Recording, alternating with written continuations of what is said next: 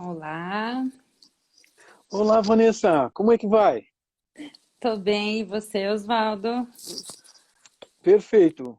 Sexta-feira à noite, estamos sextando e vamos falar de coisas importantes então. Isso aí. Pessoal entrando, dando boa noite. Ótimo, então vamos lá. Vamos lá. Primeiramente, queria te dar boas-vindas, falar que é uma honra, uma alegria estar com você nessa sexta-feira congelada aqui no sul do país.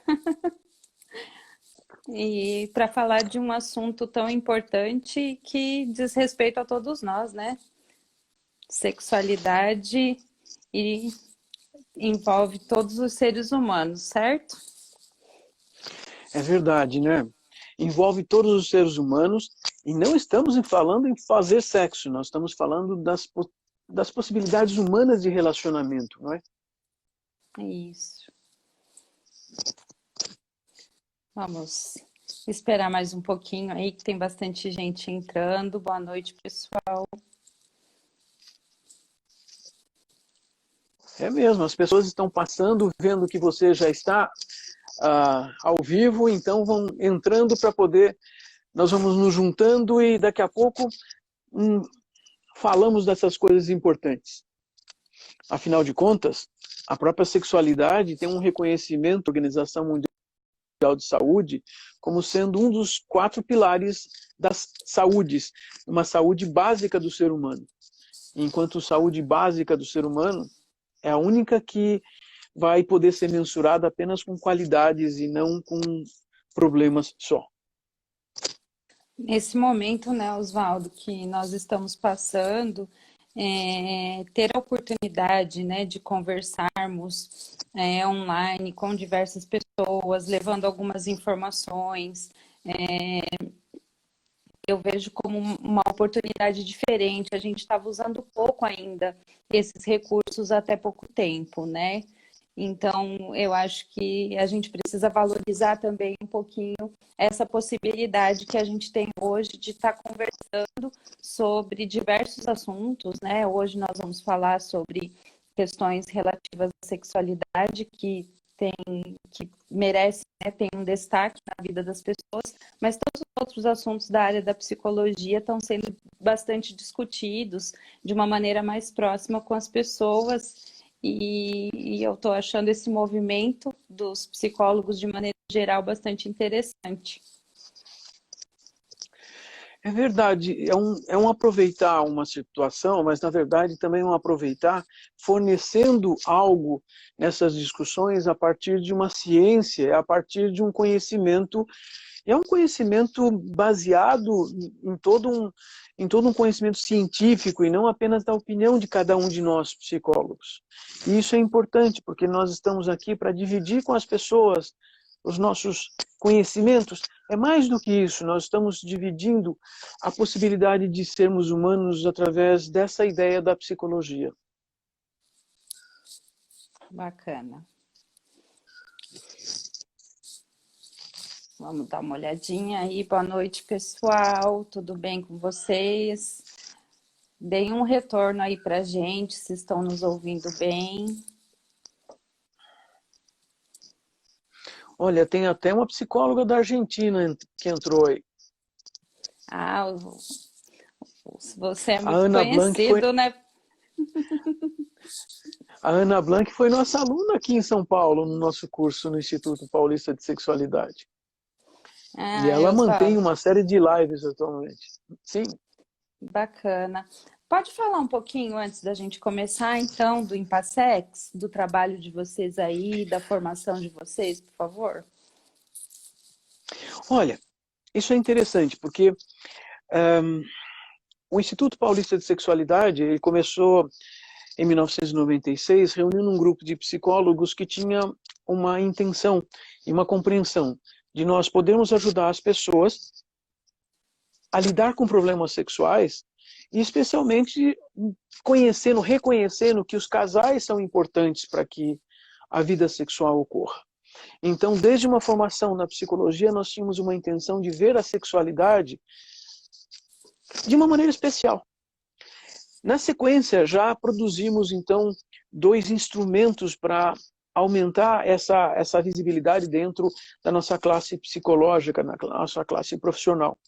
Uma delas foi uma revista, a Terapia Sexual, que durou 14 anos, com 2 edições ao ano, com 120 páginas cada edição, com uma dúzia de artigos em cada edição, para divulgar o que se conhecia, o que se escrevia sobre questões da sexualidade. E a outra foi criar o nosso curso. À época, um curso longo, um curso de 520 horas, que era um curso de formação em terapia sexual. Nos últimos 4 anos, nós começamos a mudar um pouco a vertente, porque nós éramos procurados por muitos profissionais não psicólogos.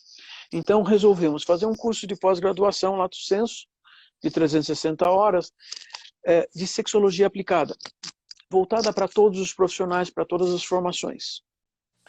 E aqueles que têm a formação legal que permite fazer psicoterapia, psicólogos e médicos, eles podem fazer um aprimoramento em terapia sexual que dura mais 1 ano.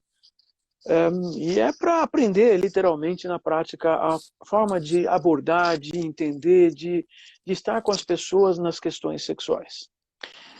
Bom, esse curso, o curso de sexologia aplicada, além de ser presencial, ele também é à distância. Vou contar uma coisa para você, desde março, todos os nossos alunos estão à distância. E está funcionando muito bem, porque assim, caramba, todos estão lá, plugados o dia inteiro, assistindo aula, debatendo, perguntando. Essas são coisas importantes para percebermos que o ser humano pode se adaptar. E essa é uma das condições importantes que nós aprendemos da psicologia. Que a adaptação que nós humanos temos, que podemos ter, é o que nos faz mais humanos do que outros animais. Enfim.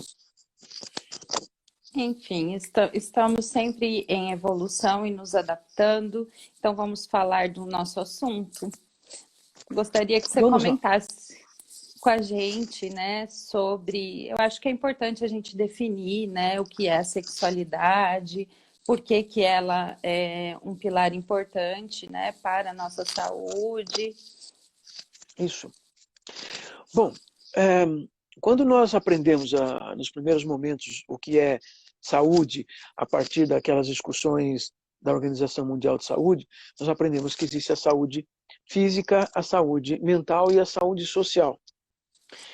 Nos últimos 20 anos, a OMS propôs que nós também utilizássemos a 4ª forma de saúde, a saúde sexual, porque ela faz a demonstração da utilidade das 3 saúdes anteriores, e que desde o início vem a proposta de que quando falamos de saúde, não é a mera ausência de doenças ou de problemas e enfermidades.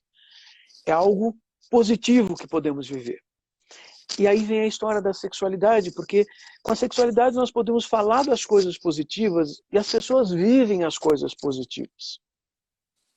É diferente de só falarmos de problemas. Alguém podia dizer, mas você vive no consultório tratando problemas. Exato, com uma intenção de, ao cuidar de um problema, estar atento ao indivíduo enquanto um todo, para que ele se desenvolva, tenha mais qualidades, não meramente elimine um problema. Essa é uma coisa que eu aprendi com um psicólogo colombiano. Ele escreveu isso lá no comecinho da década de 90.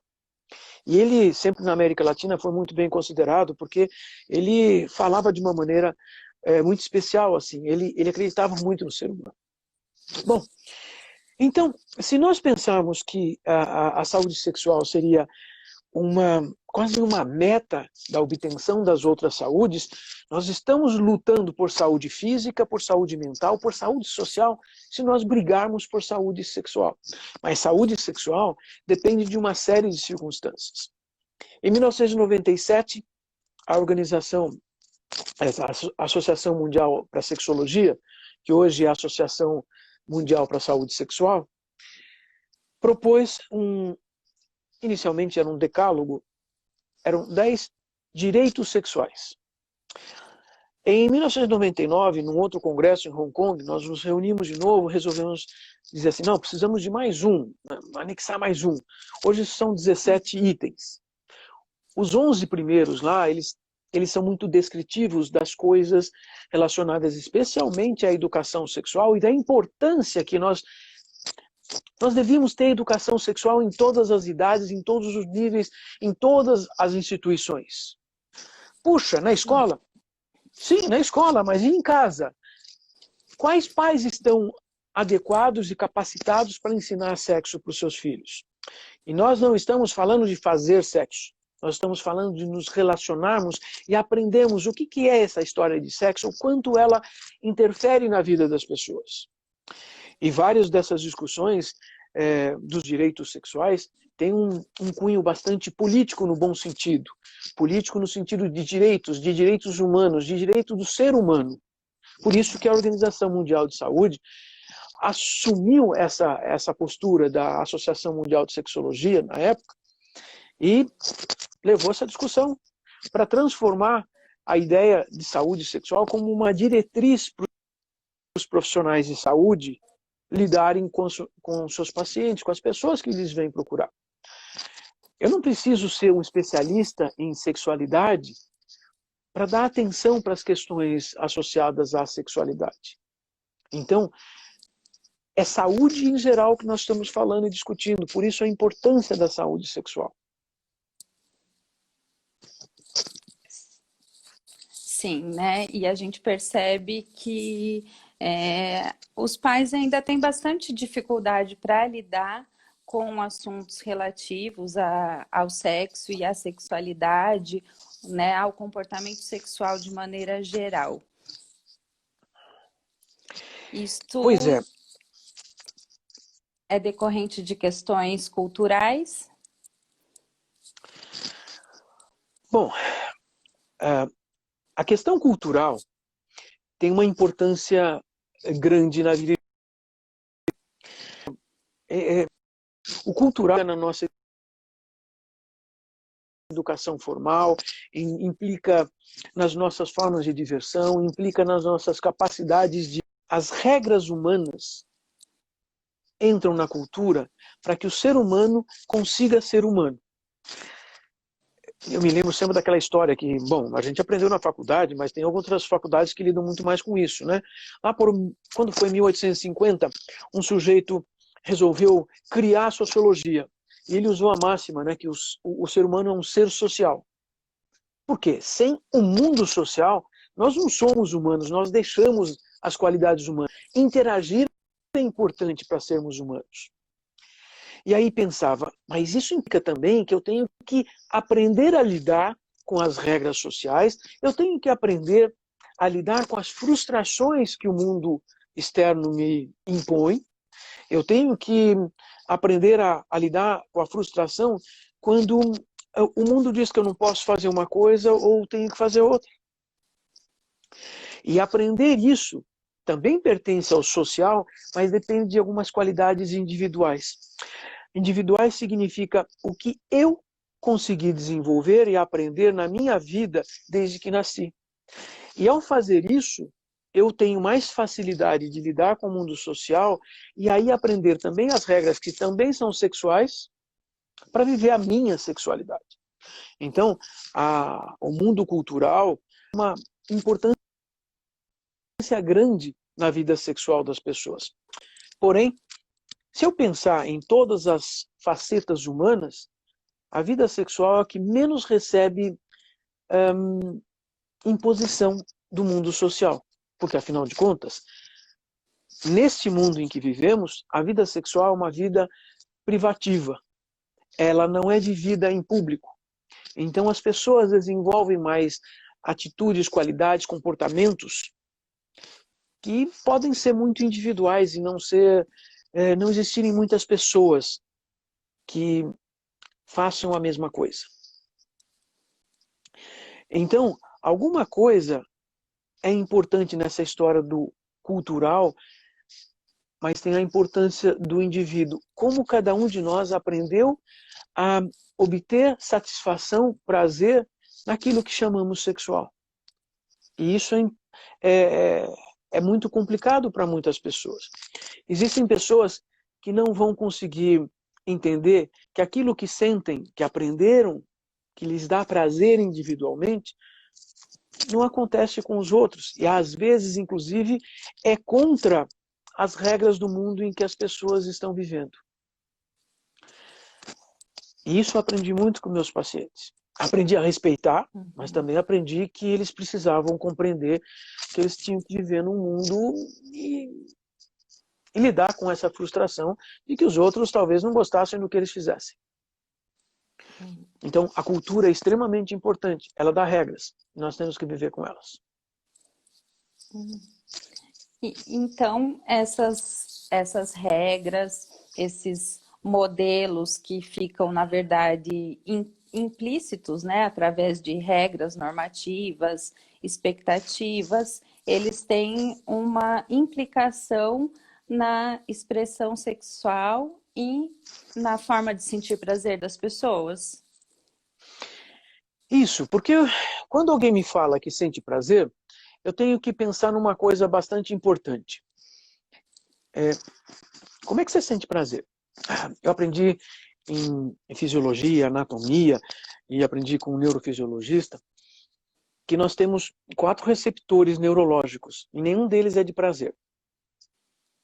Quer dizer, o que nós sentimos precisa passar por um mecanismo, que é um mecanismo que dependeu do nosso aprendizado desde o nosso nascimento.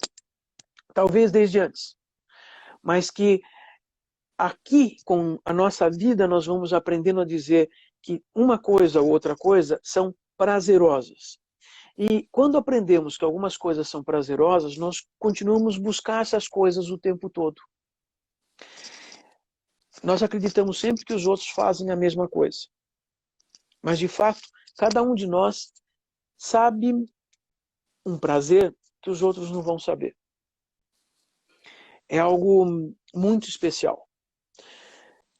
Mas eu aprender que este prazer é um prazer que só eu sinto, mas quando eu digo prazer é alguma coisa que as outras pessoas também podem relacionar como algo reconhecido, compreender que também é prazer, isto é ser humano.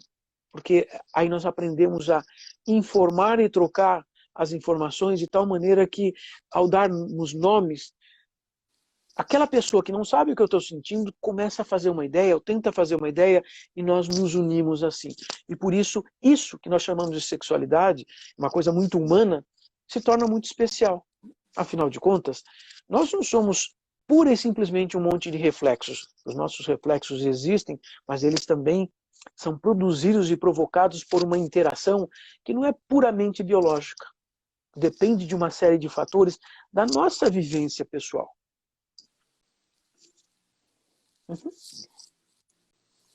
A sexualidade, então, é algo bem complexo. Você está dizendo que depende do nosso organismo biológico, mas também depende das construções nossas individuais que perpassam por questões culturais. E, com certeza, as disfunções também vão seguir um rumo nesse caminho aí. É verdade. Ou seja, alguém quando tem um problema sexual, uma disfunção, na verdade, provavelmente essa pessoa destoou desses 2 mecanismos iniciais que você está contando. Quer dizer, o corpo não está funcionando porque talvez essa pessoa esteja tentando fazer uma coisa que ela sempre achou que dava certo e que deixou de dar certo por alguma razão. Às vezes o próprio corpo dela. Né? O biológico, quero dizer. Porque o biológico muda muito. Afinal de contas, caramba, né? A gente lembra que de infância a gente gostava mais de doce do que em adulto, não é não? Mais ou menos por aí funciona para quase todo mundo. Isso. Então, assim, se nós começarmos a buscar compreender esse mecanismo, nós vamos entender por que uma pessoa passa a ter uma disfunção. Não está funcionando. Mas também eu tenho que entender exatamente na vida dela. Não se trata de uma compreensão genérica do tipo, agora eu vou usar uma expressão, que ela tem uma verdade em si, mas ela também encobre uma outra verdade que é genérica. Ah, se ficarmos ansiosos, não vamos fazer sexo direito. Isso é verdade. Mas eu tenho que contar para você uma coisa. Algumas pessoas aprendem a fazer sexo mesmo ansiosos.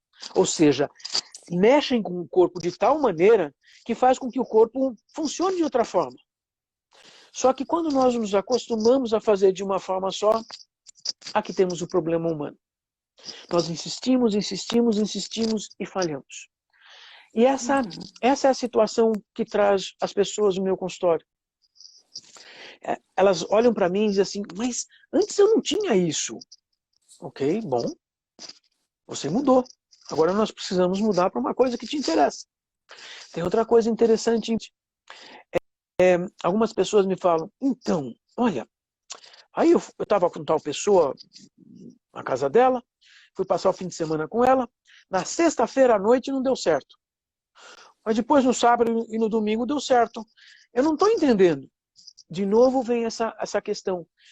Nós procuramos entender com palavras e ideias que nós temos uma coisa que é uma interação do nosso corpo, que nós não estamos prestando atenção nas coisas ao redor que estão facilitando ou produzindo esse problema ou a solução do problema. E aí, pensava, então eu tenho que aprender o que meu paciente viveu, compreender como é que ele fez esse mecanismo, como é que ele produziu o problema. Eu tenho que entender se o problema na vida dele tem uma função significando assim, olha, não está ali por acaso. Essa pessoa hoje talvez dependa de ter o problema para ser o que ela é. E daí nós aprendemos a fazer modificações onde ela aprenda uma nova forma de ser, ter uma nova sexualidade. Não, mas eu não quero mudar a minha sexualidade. Então, tira aquela coisa que a gente vê no jornal, o que é a sexualidade da pessoa, vamos pensar de novo assim, a minha sexualidade é tudo aquilo que eu posso viver em prol de uma questão sexual. São os meus pensamentos, minhas crenças, minhas memórias, lembranças, são as coisas que eu vejo, que eu ouço, que eu sinto cheiro, que eu sinto sabor, que eu sinto na pele, que contribuem para a minha expressão sexual. Também é verdade, e aí eu estou voltando um pouquinho na definição da sexualidade, né? Também é verdade que implica, sim, naquilo que todas as pessoas chamam de preferência sexual. Ou seja, aquilo que eu prefiro, que eu gosto. Perfeito, continua chamando assim, não é problema. Só tem uma coisa. Aquilo que a gente prefere, a gente não tem muito poder sobre isso, porque nós aprendemos porque o mundo permitiu que a gente aprendesse. A gente Tem não uma pode aprender um monte de limitação. coisa. A limitação já foi imposta desde que nascemos. Veja, nós dois estamos aqui falando, conversando em português. E aí fico imaginando, então, Vanessa, e se nós tivéssemos nascido em algum lugar lá na China? Bem, a gente teria aprendido alguma língua das 50 e tantas chinesas que existem. Também a gente fala da China como se fosse um país único, né? São um monte de países lá dentro. Caramba! Então, será que se a gente falasse chinês, tivesse nascido falando chinês, nós teríamos outra sexualidade? Teríamos outra forma de encarar essa sexualidade. Também implica que o nosso cérebro vai se formatar pela nossa linguagem. Sim. Quer dizer, isso se torna complicado. Significa que eu não escolho. Eu não escolhi meu nome, certo?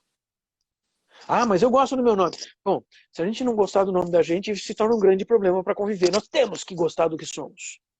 Ou temos que aproveitar o que bom a gente tenha. Então, ainda na sexualidade, tem sim essa questão de orientação sexual, de aquilo que eu gostaria de ter junto para poder estabelecer um relacionamento sexual. Mas também tenho que compreender e lembrar que muitas dessas coisas que são da sexualidade também envolvem a religião, a espiritualidade das pessoas. Porque são instituições sociais, as religiões, que também trazem regras para a gente. Mas tem que contar uma coisa, muita gente põe culpa nas religiões pelos problemas sexuais. Pois é. As pessoas têm culpa pela forma que elas usam a religião. Sabe? eu sempre estudei muito as religiões. Estudei porque eu percebia que era importante para as pessoas. Bom, também estudei por minhas curiosidades, porque afinal de contas, se tem tantas religiões, o que está acontecendo no mundo? Ok. Aí eu aprendi uma coisa. Tem gente que chega para mim e diz assim, mas na minha religião eu não posso fazer tal coisa. Vamos fazer uma coisa? Essa semana você pode ir lá conversar com o seu líder religioso? Não interessa a religião.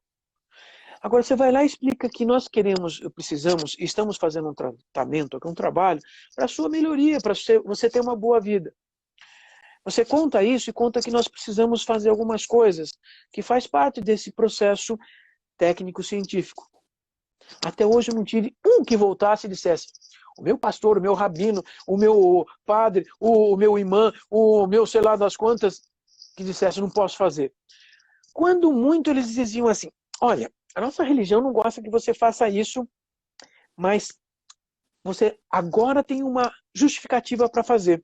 Então agora você vai fazer, porque faz parte de um tratamento. Depois você não pode, tá? Ok. Então assim, eu entendo que os religiosos, eles compreendem, por exemplo, o que nós fazemos na psicologia, na psicoterapia. Eles nos ajudam nisso. Então, de novo, sim, olha só, a sexualidade tem a ver até com a religião. E as disfunções, os problemas sexuais são a nossa forma de interagir com o mundo que está errada. Não é o mundo que está errado. Não é o mundo que está errado. É a nossa forma de compreender, de lidar, ou de não aceitar nossas limitações, né? Porque também vai passando o tempo, o nosso corpo ele também vai funcionando de uma maneira diferente. Vai. Quão aptos nós estamos, né? Para aprender a gostar de novas coisas, para experimentar outras. Isso. Mas tem uma coisa que eu quero incluir aqui, que é bastante importante, né? Muita gente me diz assim, mas que com a idade nós vamos perder nossa capacidade sexual. Qual idade você está falando? E eu pergunto isso para meus pacientes, e alguns se assustam, né?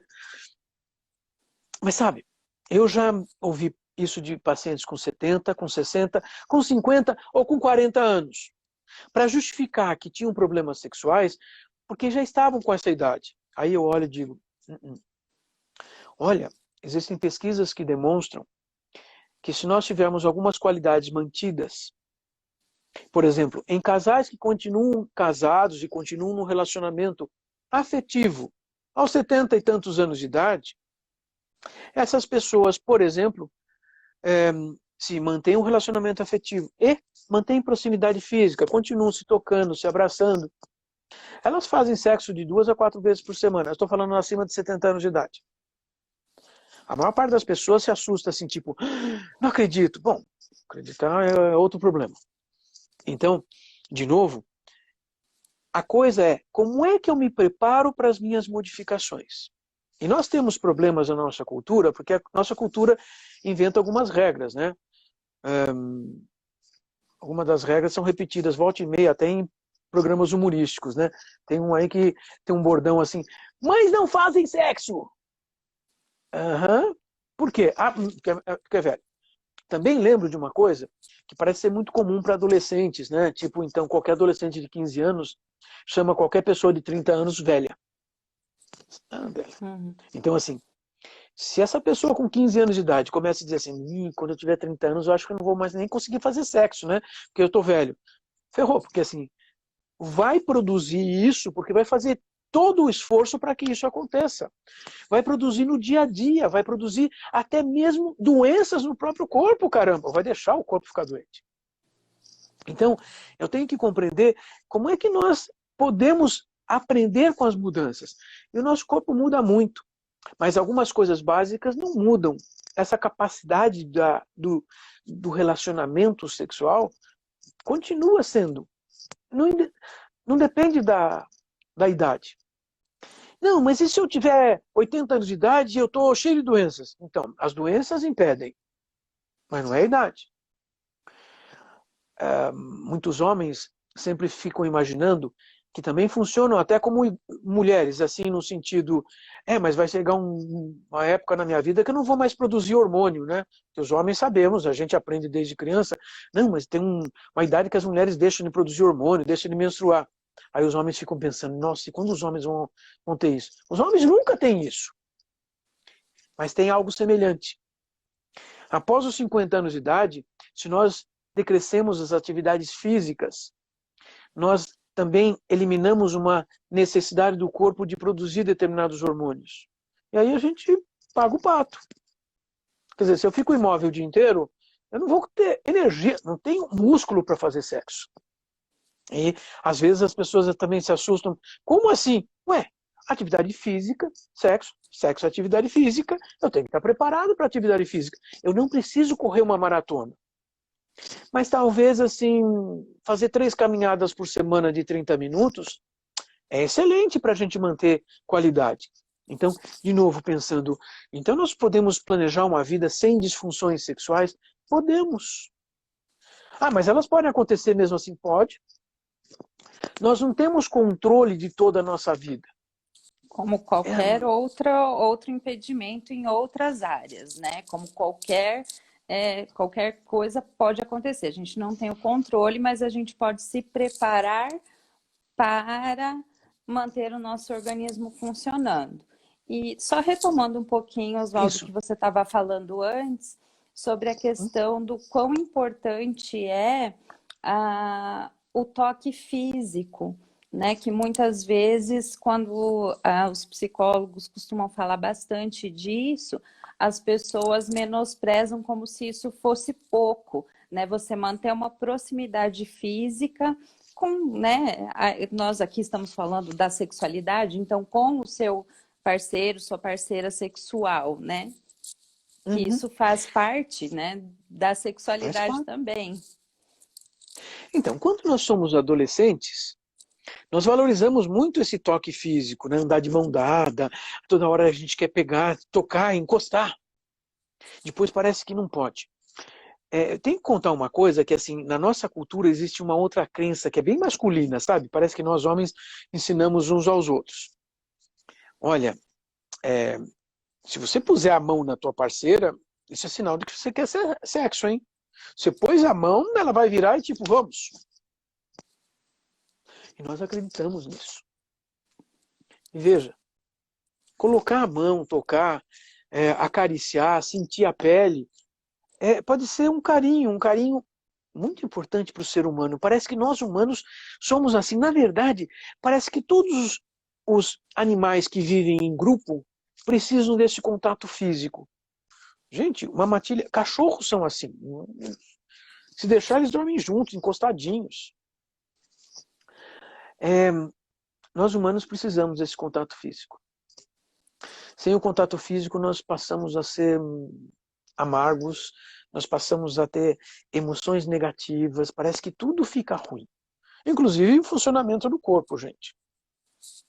E aí a gente também não explora o nosso corpo, não conhece o nosso corpo. Então tem o toque do outro, tem o meu toque no meu corpo para eu poder me reconhecer. E tem a manutenção disso, né? Porque se a gente para de se tocar e para de receber toques, também o nosso corpo ele vai ficando despreparado para isso, né? Ele vai ficando assustado. É verdade. Você está contando uma coisa que, assim, o nosso corpo fica lembrando das coisas, mesmo que a gente não precise lembrar, né? Nosso corpo constantemente reage às sensações às quais nós nos acostumamos. E sim, se não nos acostumamos com toques físicos, se numa situação sexual com uma outra pessoa, essa pessoa nos toca de uma determinada forma, o nosso corpo já reage de maneira muito ruim. Isso é verdade. E cada vez mais nós aprendemos essas coisas, e às vezes a gente vai aprender isso com coisas complicadas. Há alguns anos eu estava conversando com ele é um especialista em sono, mora nos Estados Unidos. Nós estávamos num congresso em Istambul, na Turquia. E nós estávamos ele ia apresentar algumas coisas e apresentou naqueles casos complicados. Uma mulher que se apresentou no serviço dele, um laboratório de sono, E ela tinha um distúrbio de sono sério, porque durante a noite ela, ela tinha atividades sexuais sozinha. Na verdade, chegava até ao orgasmo, registrado em equipamentos. Ela mal se lembrava dessas coisas, mas isso fazia com que ela tivesse assim, contrações físicas muito fortes, ela não dormia direito. Não dormia direito e não ficava, de dia estava ruim. Bom, aí vamos tentar entender o que está acontecendo. E gravaram ela dormindo, com polígrafo e etc., com câmera de infravermelho, e de repente percebiam que ela tinha uma forma especial de estar deitada e de se contrair. Os ombros dela não se mexiam e estavam como que grudados na cama. O resto do corpo se mexia, pernas, braços, cabeça, inclusive quadril. E conversando e perguntando, e daqui a pouco, demorou um pouco, mas assim, ela se lembrou que ela era abusada pela irmã, que de noite, sim, apoiava os joelhos no ombro dela para tentar fazer com que ela fizesse sexo oral na irmã. Aí pensava, nossa, o corpo dela aprendeu, né? Não conseguia ter contato com outra pessoa, mas o corpo dela continuava repetindo todas as coisas de noite. Ela nem se lembrava desses episódios, até que foi questionada bastante, porque assim, tipo, caramba, o que é isso? O corpo aprende sem a gente pensar. E no sexo isso é extremamente importante. Então, quando você fala de toque físico, todo toque físico nos ensina questões da sexualidade.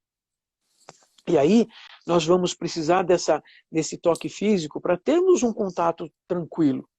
Se estamos com uma pessoa com quem a gente confia e que pode nos tocar, oba, agora nós vamos funcionar.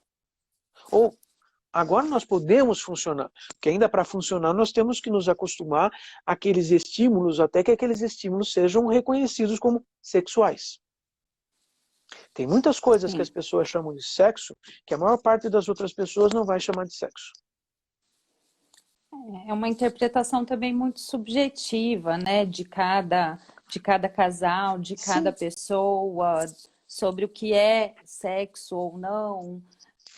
Na clínica mas a não é... gente acaba tendo bastante relatos, né, em que as pessoas às vezes até falam que não estão tendo uma vida sexual, e aí quando a gente vai investigar, olhar um pouquinho mais, a gente fala assim, né, pensa, vocês estão tendo sim uma vida sexual, né, só não estão chamando isso de sexo porque está faltando alguns elementos que as regras culturais dizem que isto é sexo. Isso acaba também sendo empecilho, às vezes, para identificar o que é um abuso ou não sexual, né? Extrapolando um pouquinho para leis aí, que as leis deixam coisas fora e que, na verdade, deveriam ser consideradas, por exemplo, né, abuso sexual. Olha, pessoal, eu vou só pedir licença para o Oswaldo um pouquinho. Eu estou conseguindo acompanhar aí alguns comentários, muito obrigada, mas não vou conseguir ficar respondendo porque eu ainda estou aprendendo, tá, gente? Então, vocês relevem aí, vamos continuar ouvindo o Oswaldo conversando com a gente. E aí tem alguns amigos que colocam, falam algumas coisas legais aí, né? Tipo, é bom ter amigos. Mas ainda continuando com o que você estava falando, assim, dos toques físicos, puxa vida, né? Nós não aprendemos também muitos toques físicos, por isso que a história do namoro na adolescência tem uma grande importância, para que a gente se acostume a ter esse contato físico e aí a gente vai chamando isso de sexo. E de alguma forma fazer com que isso traga prazer para a gente. Também tenho que compreender que o carinho físico não é só o contato de pele, mas também assim a forma através da qual a gente olha para outra pessoa. A demonstração de que a gente procura sempre fazer um esforço, sim, de ouvir a outra pessoa, mesmo quando a gente nem consegue fazer exatamente tudo que a pessoa pede ou gostaria que a gente fizesse. Mas tentar ouvir. Também falar. Falar é uma das coisas muito importantes para a vida sexual. A maior parte dos casais não sabe nem falar sobre sexo ou sobre as suas sensações sexuais. Um desses dias eu ouvi um paciente que nós estamos tendo essas consultas virtuais, né, essas teleterapias, não é telepatia, é teleterapia, né? E, de repente, assim, ele é um sujeito extremamente racional, muito ilustrado, tem uma verbalização ótima. E de repente, né, caramba, né? Vocês têm conversado sobre coisas que vocês gostam de fazer, quem sabe coisas que vocês gostariam de fazer, mas nem... Ah, a gente nunca falou disso. Puxa, mas como é que eu vou falar isso para ela? Aí ele faz a primeira tentativa. E, né, começaram a conversar e falou alguma coisa do tipo... Ah, né, tem fantasias, né? Aí ele não sentiu que ela deu corda, ele mudou de assunto. Gente... Então, ele tem uma dificuldade sexual e encontrou essa pessoa exatamente tendo um problema sexual.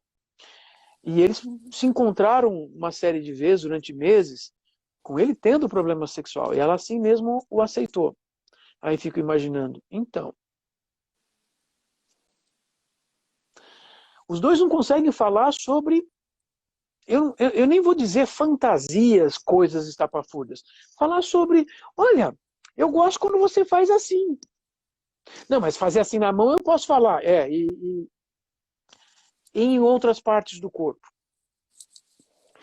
E é por isso que nós precisamos nos acostumar, nos aproximarmos, aprender a nomear cada das emoções que a gente sente quando recebe um carinho especial.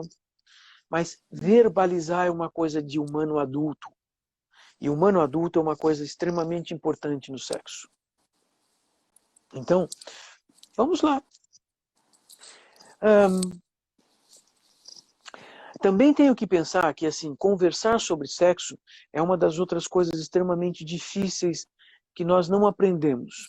Na verdade, o que a gente aprendeu muitas vezes, principalmente nós homens, é impor a outra pessoa o que seria que a gente gostaria de fazer sobre sexo. Então, possivelmente a gente não saiba falar, mas talvez a gente saiba falar algumas coisas que sejam só porque a gente gosta.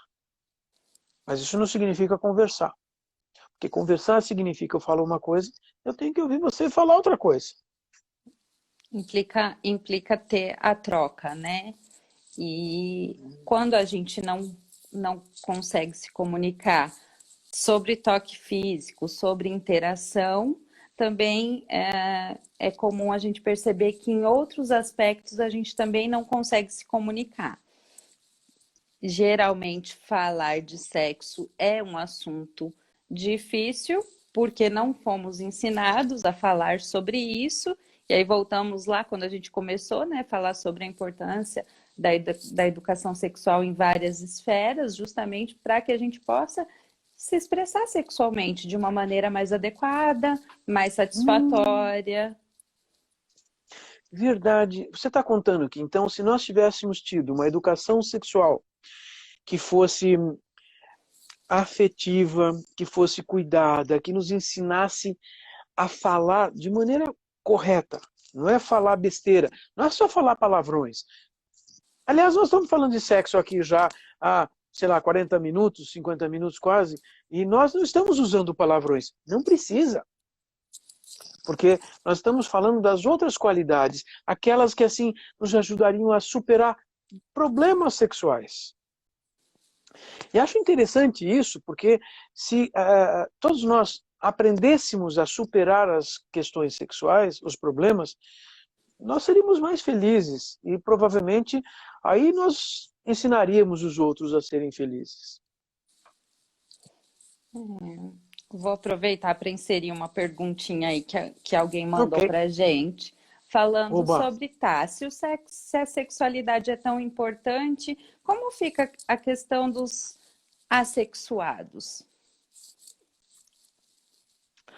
Bom, preciso contar uma coisa. O grupo que se chama Assexuado, lá no final da década de 90, eles fizeram um estudo sobre eles mesmos. Aí, assim, tinha um subgrupo que dizia: não, eu gosto de me masturbar, não gosto de fazer sexo com outra pessoa. Mas se chamava de assexuado.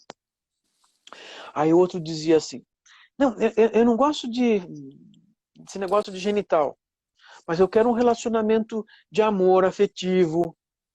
Está falando de sexo, os dois grupos. Aí tem outro falando, não, eu não gosto de sexo, olha, eu quero encontrar alguém para dividir a vida, sei lá, morar junto, para a gente sair para passear, viajar juntos, etc. Está falando de sexualidade. Porque essas interações são interações afetivas e afeto, emoções e afetos são o que nós estamos chamando de sexualidade. Sexualidade. Essas pessoas não querem sexo genital. Mas isso tem um monte de gente assim. E esses grupos assexuados me ensinaram uma coisa que me fizeram assim abrir os olhos e começar a pensar muito seriamente e deixar assim, olha, presta atenção, eu não sei tudo e eu não sei se o que eu falo agora pode ser assim para sempre. Uma boa parte deles falava assim, não, eu tive minha época de vida que eu fazia sexo, gostava, mas agora eu não gosto mais. Eu quero viver sem fazer sexo. A gente muda. A gente pode mudar. E isso chama a atenção. Mas a gente pode mudar porque eu quero, não é porque o outro exige. Agora, ainda assim, essas pessoas que se chamem de assexuadas, elas podem chegar no consultório e dizer assim, olha, então, nós somos duas pessoas, uma não quer sexo, a outra quer sexo. O que nós vamos fazer? Bem, eu já olho para os dois e digo, vamos continuar conversando com vocês dois durante muitas semanas aqui, porque vocês têm que criar uma coisa que sirva para vocês. Inclusive reconhecer, talvez, que assim, olha, o relacionamento de vocês pode ser exatamente o que vocês estão tendo e sem um genital. Não, mas e o que precisa do contato genital? Boa pergunta, como é que vocês vão entrar num acordo a respeito? Claro que essa pergunta vai demorar para ser respondida, porque ela não pode ser mesquinha. Não é uma coisa do tipo, um quer sexo uma vez na semana, outro quer sete, a gente soma 7 mais 1 dá 8, e eles fazem 4 e está resolvido. Não, a construção desse conhecimento desse casal é algo magnificamente importante.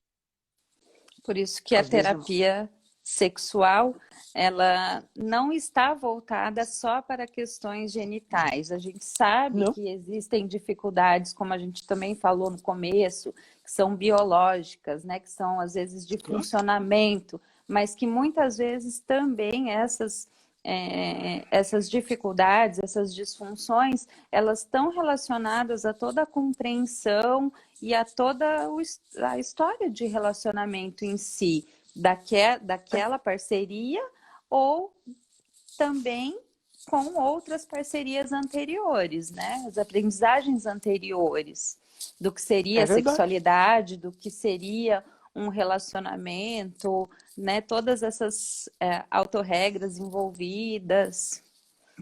E Caramba, aí, alinhar todo esse contexto para descobrir como vamos desenvolver o nosso comportamento sexual a dois e satisfazer os dois e manter a nossa saúde, leva um bom tempo. E uma coisa que tem que ser inserida nesse desenvolver é também que as pessoas aprendam a aprender. Que elas se disponham, aprendam, né? Sim, mas que elas aprendam que elas podem se modificar ao longo da vida e que se elas voltarem a ter um problema, elas têm o poder de fazer as modificações e serem diferentes. Sabe, aprendermos a nos adaptar é algo muito especial, muito necessário. De novo, acho que nós estamos falando uma coisa que a gente tinha falado lá no começo, né? Que é a capacidade de podermos nos modificar e aprendermos a nos modificar constantemente. Mas sim, você falou até, tem limitações físicas. Aí, você falou, eu já me lembrei daquele nosso amigo, que ele é cadeirante, ele tem um problema sério, ele não anda, ele tem uma dificuldade de sentir coisas aqui das costelas para baixo. E aí todo mundo já pressupõe, ele não faz sexo, né? Bom, eu deixaria ele falar na voz dele, procure o livro dele na internet, ele escreveu um livro para contar isso, para dizer assim, Faz sim, dá para fazer, e ele não é o único. Eu sei assim de 3 brasileiros que escreveram livros contando das suas experiências, incluindo as suas experiências sexuais, para dizer assim, viu, a gente faz. Então aprenda. Não, mas eles fazem diferente. De alguma forma devem ser diferentes. Mas mesmo uma limitação terrível, terrível assim, porque quem anda fica imaginando, mas eu não sei como é que eu seria se não conseguisse andar. Vamos nos adaptar, caramba, precisamos, podemos, sexualmente inclusive, continuando a ter prazer. Eu acho que essa é, de novo, né? É muito daquilo que a gente pensa sobre, né? Então eu olho para aquilo, eu imagino aquilo, eu penso que não vou conseguir, ou porque eu tenho tal diferença no meu corpo, ou porque eu tenho isso, ou porque eu tenho aquilo, então eu não vou conseguir me desenvolver, ou não vou conseguir me expressar.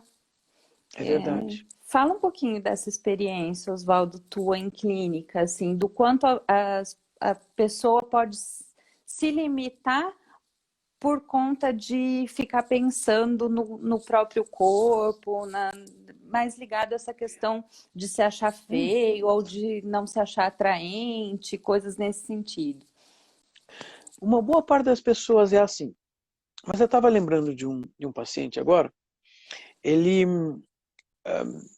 ele veio me procurar, que ele se mudou para São Paulo e ele queria continuar fazendo terapia, mas ele também queria fazer uma terapia focada nas questões sexuais, porque ele sempre teve um problema, uma dificuldade. E uma das coisas que de repente ele me conta é que ele sempre fez bastante esforços para manter o corpo dele arrumado, né, em forma.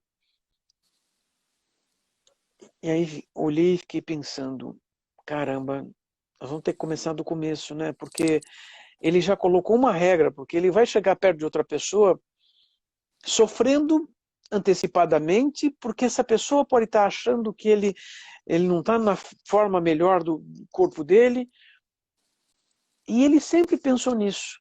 Assim, ele tem, vai fazer 40 anos, ele, ele se acha assim desde sempre.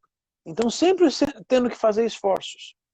E aí, pensava, caramba, se eu entrar num contato com outra pessoa, em vez de pensar nessa outra pessoa, eu ficar pensando sozinho com as minhas preocupações, é, isso vai ajudar na vida sexual?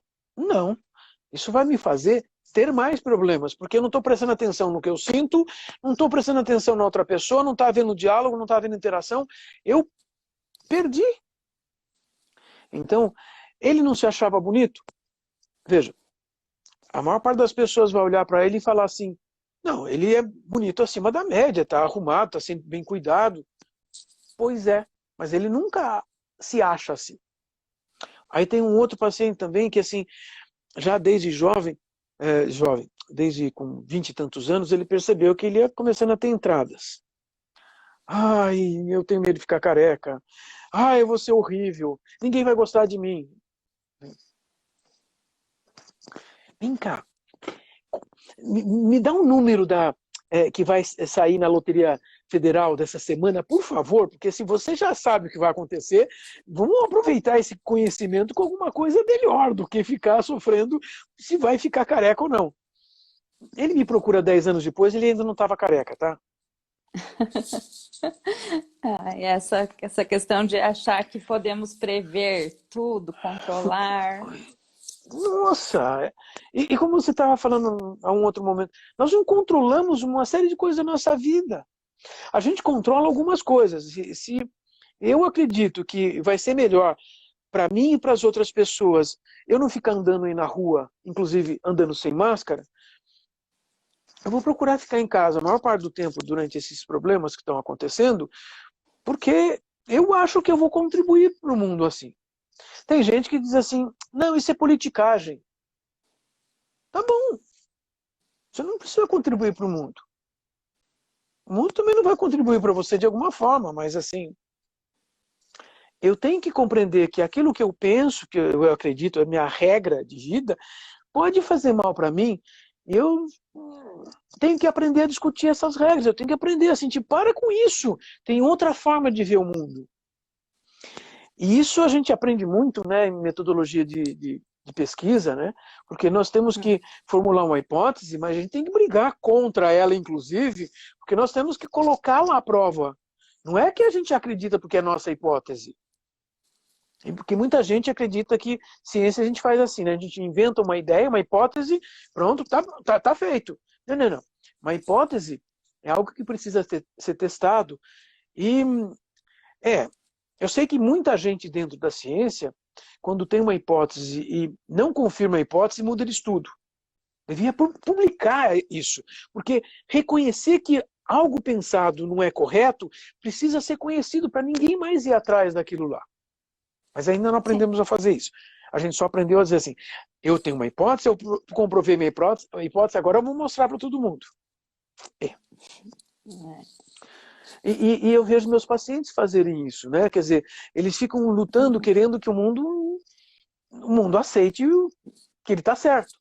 E aprender a lidar com a frustração de não sabermos tudo é a principal coisa que meus pacientes me ensinam. Na verdade, Vanessa, tenho que contar que lá na faculdade, na aula de psicologia experimental, quando a gente tinha um ratinho para estudar o comportamento do ratinho, ele me ensinou a ter paciência. Ele me ensinou muita coisa. É uma grande aprendizagem esse período. E os nossos pacientes nos ensinam todos os dias. A lidar com a frustração, né? A tolerar, a aceitar, todos os dias. Às vezes, nós ouvimos de pessoas dizendo, mas eu não consegui fazer nada essa semana. Bom, de vez em quando dá vontade de dar uma bronca, né? Dependendo da interação ou como isso tem acontecido, às vezes a gente dá uma bronca. Podemos dizer, tecnicamente, que a gente praticamente simula uma bronca, né? Porque assim, a gente não quer o mal daquela pessoa. Mas parece que às vezes a gente tem que falar assim. Mas, na maior parte das vezes, o que a gente vai poder falar para aquela pessoa é demonstrar uma compreensão para que a gente entre junto com ela para a gente conseguir sair daquela situação de não fazer nada. Mas às vezes é frustrante para a gente, porque às vezes a gente tem que respirar fundo e aguentar mais uma vez, mais uma semana. Mas eu também aprendi isso na faculdade. Uma das nossas colegas do último ano na supervisão veio trazer um problema, estava sendo um problema para ela, né? Que ela foi designada um paciente, que entrava lá, bom, boa tarde. Ele sentava ali, abaixava os olhos e ficava 50 minutos sem falar uma palavra. Orientação da nossa supervisora, a professora Miriam, que ela sempre foi uma professora muito especial, que atuava numa abordagem centrada no cliente, uma daquelas rogerianas, assim, é uma das duas brasileiras rogerianas expoentes. Ela falava assim, olha, a cada uns 10, 15 minutos, só usa uma frase calma, assim, olha, eu estou aqui, se você quiser falar qualquer coisa, estou à disposição. Meses depois, assim, 2 dúzias de sessões semanais, ela vai avisar que, olha, então, nosso trabalho aqui na faculdade está terminando, né? O semestre é para continuar? Olá. Então, vamos ver com o pessoal aí, porque o pessoal tá todo mundo voltando, é verdade, gente, caiu. Aqui a gente não estava muito atento ao tempo, mas o pessoal tá voltando. Se você tiver disponibilidade para a gente continuar mais um pouquinho e aí finalizar. Ok. Então deixa eu só terminar de contar aquela história, porque assim foi muito significativa para a gente. Depois de dezenas de horários ali dentro, ele olhou para a nossa colega e disse assim, muito obrigado por ter ficado comigo. Porque aqui eu posso ficar quieto com companhia. Ou seja, às vezes a gente aprende uma coisa que é mais difícil. Mas nós aprendemos. E aí, assim, quando nós falamos de sexualidade e aprendemos essas questões, eu sei que cada um que entra no nosso consultório vai nos ensinar alguma coisa. Muita gente fala de mitos. Existem mitos que são comuns numa cultura, mas cada um deles nos ensina os seus próprios mitos, as suas próprias dificuldades de encarar as situações. Então, caramba, é assim que nós aprendemos. Claro, nós estamos focados dentro de um contexto teórico, de um contexto técnico, que não é uma brincadeira, não é uma tentativa e erro. Uhum. Mas eu sei que nós precisamos continuar fazendo essas discussões, senão o mundo deixa a gente errado, né? Sim. O que você falou, né, é tão bonito, né, a nossa construção, a nossa aprendizagem, a nossa doação, né, para os nossos clientes, a nossa readaptação diária para poder entender a especificidade de cada um. Isso é tão profundo, né? Então, quem se entrega para os atendimentos em psicologia vai sentir isso, como a gente aprende que a gente é muito único, por isso muito especial, por isso não podemos perder tempo em desperdiçar a nossa vida, né? Por mais difícil que seja, como a gente tem dificuldade para se disponibilizar para o outro, falando agora assim para os casais, para as pessoas que estão nos assistindo, assim, que às vezes o outro ele só precisa que a gente estenda um pouquinho a mão, né? Que a gente pergunte, que a gente esteja do lado, né? Não é tão difícil assim. É verdade. E isso diz respeito à sexualidade, diz respeito à modificação dos problemas que a gente vive. Porque, afinal de contas, muitas vezes nós precisamos dessas aproximações e aproximações sucessivas para a gente construir um caminho que leve àquilo que interessa para a gente. E isso também eu acho extremamente importante e especial.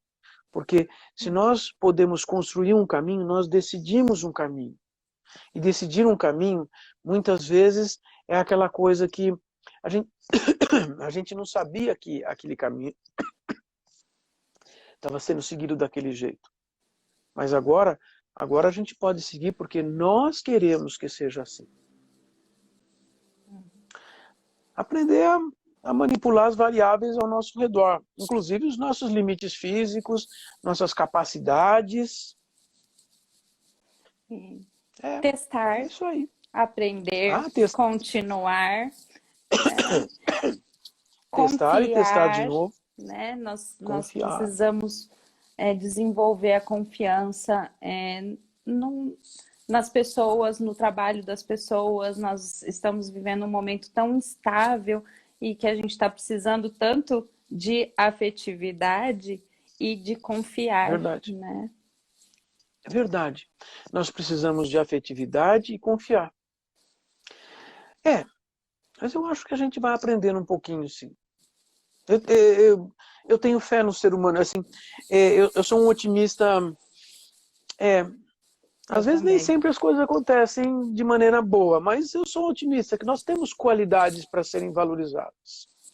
Temos. Nós estamos sempre desenvolvendo. E eu também sou muito otimista em relação ao ser humano na nossa capacidade, né, de se readaptar. E agora isso vai ser exigido mais do que nunca nesse momento que nós estamos passando. Isso.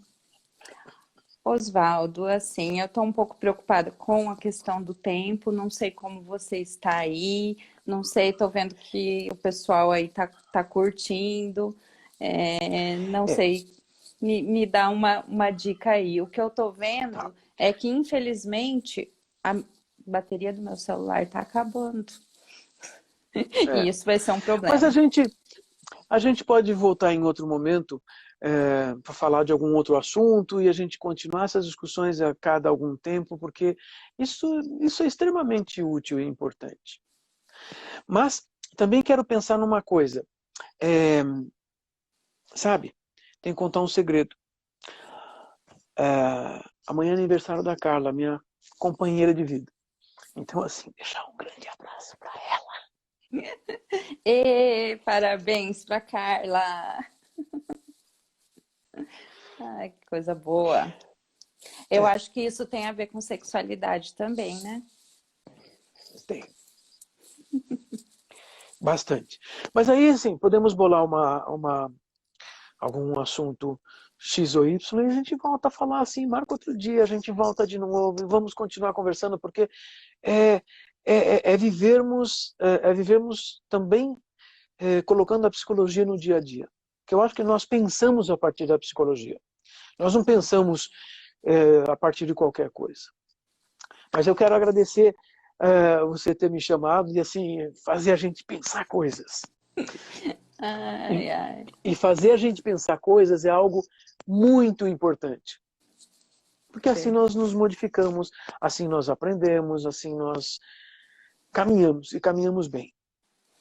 Oswaldo, eu agradeço muitíssimo você ter aceito o convite. Vamos marcar mais encontros, sim, porque esse é um assunto muito importante para todos nós.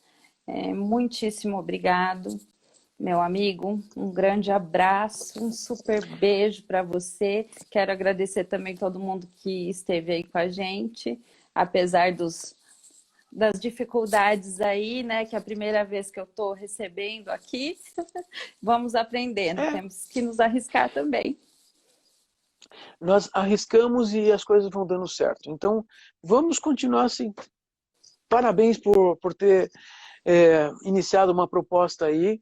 E vamos torcer para logo todos podermos nos encontrar os amigos, vamos fazer um churrasco. Eu detonei, Mas obrigado, Vanessa. Foi bom estar aqui com você. Foi ótimo, obrigada. Beijo, beijo pessoal, espero que logo a gente se encontre. Até mais. Até.